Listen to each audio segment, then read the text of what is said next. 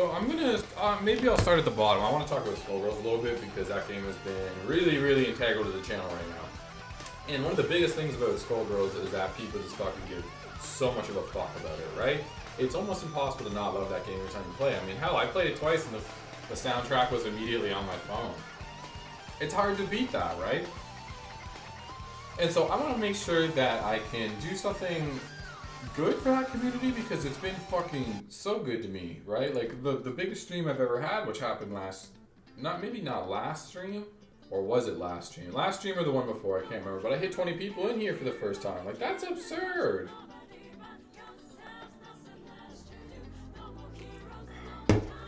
I feel like that community is kind of, I never want to say a game is dead because people love it so much and it's so important to so many people and so many people still play it.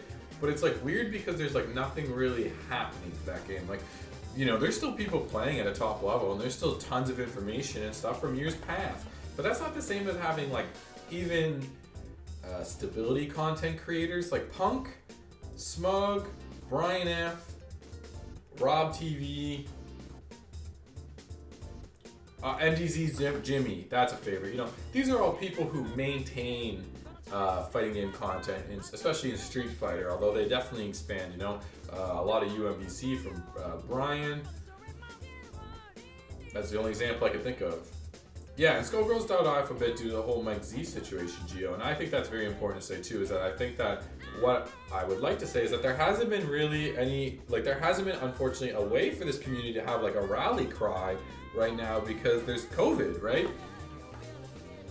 Like, when COVID started, I was, again, like, not last semester, but the semester before, like, just trying to finish university, and it was like, oh, we got an extra week off from March break, Mila, and it turned out, like, I'm still here, so, you know, it's hard, but like I said, like, there's no content creators in Skullgirls that are doing super, super well, that are doing that, hey, I played the game, I put it on YouTube, the funny bits, the endearing bits, like, there's a lot of instructional and, like, really valuable content, but there's not a lot of entertainment around that game, you know?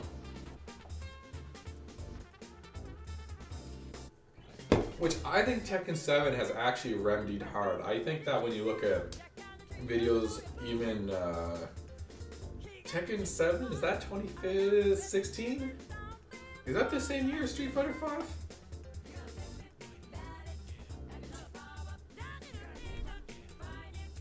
I can't remember. I kind of want to fact check that.